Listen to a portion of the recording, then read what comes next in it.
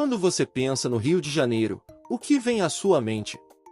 Talvez o Cristo Redentor de braços abertos, o Pão de Açúcar iluminado pelo pôr do sol, ou a icônica praia de Copacabana repleta de guarda-sóis coloridos e pessoas relaxando com uma água de coco na mão. Mas como você já sabe, aqui no nosso canal, gostamos de ir além do normal, já exploramos o lado menos conhecido de outros destinos, e hoje não será diferente. Vamos viajar pelo Brasil, precisamente no Rio de Janeiro, para descobrir um lado que aparece raramente nas propagandas de turismo. Então prepare-se para um passeio repleto de curiosidades e surpresas, já senta o dedo no like e se inscreva no canal para não perder mais nenhum conteúdo novo. Bora lá! Número 1. A origem das favelas. As favelas do Rio de Janeiro não surgiram do nada, elas têm raízes profundas na história de uma cidade que a todo custo se transforma na Paris dos trópicos. No início do século XX, o Brasil vivia o fervor da recém-proclamada República e se preparava para o centenário da independência. O Rio, que era a capital do país, impressionou muito o mundo. E qual foi o modelo de inspiração? Paris, claro, a reforma urbana de Paris, liderada por Georges Eugène Haussmann, sob o comando de Napoleão III, foi uma revolução. Entre 1853 e 1870, ruas estreitas e prédios antigos deram lugar a bulevares largos, edifícios modernos e um sistema de esgoto elogiado até hoje. Mas esse espetáculo de modernidade teve um custo social altíssimo, milhares de pessoas foram despejadas de suas casas sem nenhuma alternativa de moradia, e foi exatamente essa fórmula que o Brasil tentou copiar, com um resultado ainda mais dramático. Em 1903, o então prefeito Pereira Passos, com o apoio do presidente Rodrigues Alves, iniciou uma grande reforma urbana no Rio. O objetivo era claro: apagar a imagem colonial da cidade, abrir avenidas largas, modernizar a infraestrutura e criar um ambiente que impressionasse a elite internacional. Mas para isso era preciso um detalhe: remover as pessoas que viviam no centro. E foi assim que os cortiços, casas divididas em pequenos quartos exclusivos para famílias pobres, foram demolidos. Os moradores, sem participação ou de qualquer tipo de suporte, foram despejados de um dia para o outro, sem alternativas. Essas pessoas migraram para os morros e periferias próximas ao centro. Foi assim que as primeiras favelas surgiram. E se você acha que história para aí, está enganado, porque como se não bastasse a exclusão e o empurrão para os morros, o surgimento das favelas trouxe consigo um novo problema, um problema que até hoje define o cotidiano do Rio e faz parte das manchetes de jornal: o crime organizado. Número 2. Crime organizado. Se tem uma coisa que todo mundo já ouviu falar sobre o Rio de Janeiro, é sobre o barulho que nunca para. Mas dessa vez, não estamos falando de música ou samba, tiros, operações policiais e disputas de facções fazem parte do ambiente de quem vive nas favelas. E não pense que isso é coisa de novela ou notícia sensacionalista, essa é a realidade diária de milhares de pessoas. Mas o que pouca gente se pergunta é: como o Rio chegou a esse ponto? Lembra que falamos que as favelas surgiram quando trabalhadores, sem alternativa, subiram as encostas dos morros e construíram suas casas improvisadas? Pois é, no início, esses lugares eram compostos apenas de lares humildes, mas as coisas começaram a mudar nos anos 1970.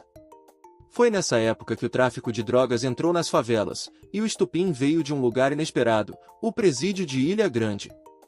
Durante a ditadura militar, presos políticos foram colocados para conviver com violências comuns. Pode parecer uma simples decisão administrativa, mas o resultado foi devastador. Os presos políticos ensinaram táticas de disciplina, direção e organização. Os fracassos aprenderam rápido e adquiriram esse conhecimento fora das celas. O que antes era apenas uma gangue se transformou em algo muito mais poderoso: as facções criminosas. Foi aí que surgiram nomes que hoje todo mundo conhece, como o Comando Vermelho, o Terceiro Comando, entre outros grupos que, no começo, eram apenas gangues locais. Com o tempo, eles se tornaram verdadeiras organizações paramilitares. Essas facções controlam territórios, gerenciam o tráfico de drogas e impõem suas próprias leis dentro das comunidades, e o cenário, infelizmente, só piora. Número 3. Bairros nobres e favelas lado a lado. Se tem uma coisa que choca quem chega ao Rio de Janeiro pela primeira vez, é o contraste absurdo entre o luxo e a necessidade. De um lado prédios modernos, apartamentos milionários e ruas arborizadas. Do outro, morros inteiros repletos de casas empilhadas, quase se equilibrando umas sobre as outras. Parece cenário de filme, mas é a realidade do Rio. E não estamos falando de bairros distantes ou periféricos excluídos. Aqui, o abismo social está literalmente lado a lado. O exemplo mais emblemático disso é a favela da Rocinha. Ela não é apenas a maior favela do Rio de Janeiro, mas também um símbolo desse contraste.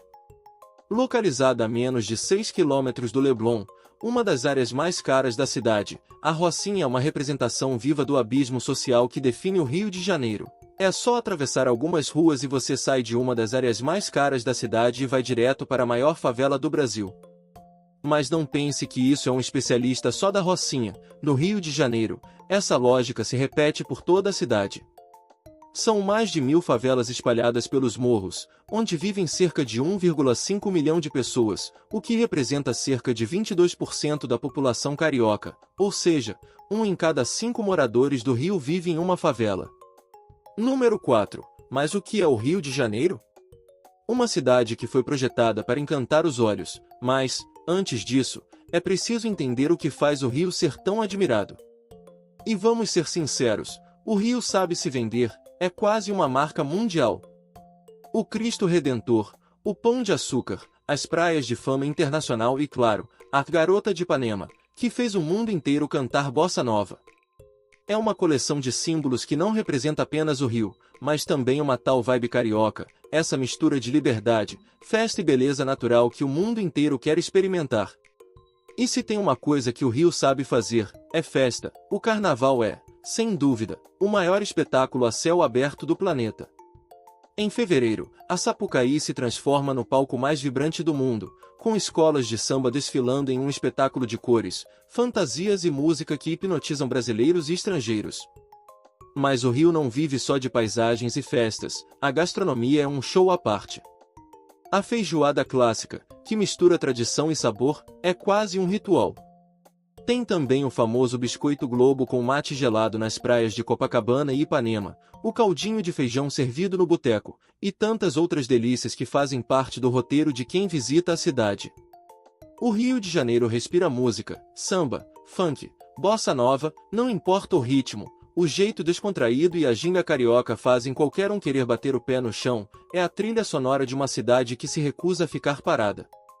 E não é exagero dizer que o Rio conquistou até a Disney. Sim, diretamente das ruas cariocas nasceu o Zé Carioca, o famoso papagaio cheio de ginga e malandragem, que se tornou o maior símbolo do Brasil no mundo dos desenhos animados. O mais curioso é que ele foi criado pelo próprio Walt Disney. O próprio Walt esteve no Brasil em 1941 e durante sua passagem pelo icônico Hotel Copacabana Palace, surgiu a ideia de dar vida a esse personagem que capturaria a essência do jeitinho carioca. A primeira aparição oficial de Zé Carioca foi no filme Alô Amigos, de 1942. O filme foi dividido em 4 partes, cada uma mostrando aspectos da América do Sul. E claro, o Brasil ganhou destaque no enredo. O Pato Donald chega ao Rio de Janeiro e é recebido por Zé Carioca, que se transforma em uma espécie de guia turístico. Mas como todo bom carioca, o Zé não ia mostrar só paisagens, ele apresenta o samba, o famoso calçadão e até mesmo a cachaça, a famosa bebida brasileira. Juntos, Zé e Donald passaram pelo Rio ao som de Tico-Tico no Fubá, uma das músicas brasileiras mais famosas da época. Só que, ao mesmo tempo, essa cidade esconde problemas muito sérios, alguns, literalmente, escondidos atrás dessas paisagens lindas. Número 5. Ondas de crimes. Quando o assunto é violência urbana, o Rio de Janeiro está sempre no topo dos rankings globais, e não de forma positiva. O Numbel, uma das maiores plataformas de dados sobre segurança e qualidade de vida, colocou o Rio na 4ª posição entre as cidades mais perigosas das Américas.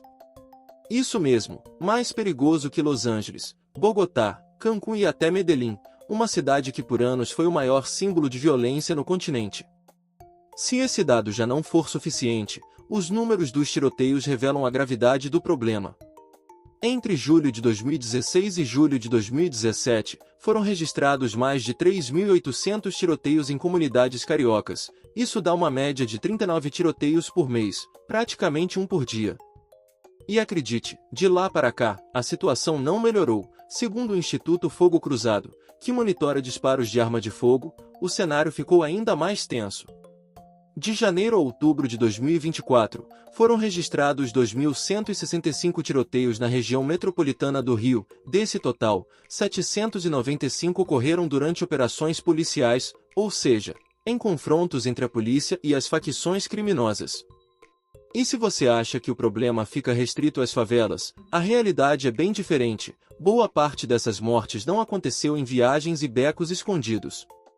Algumas das cenas mais chocantes ocorreram em plena zona nobre da cidade.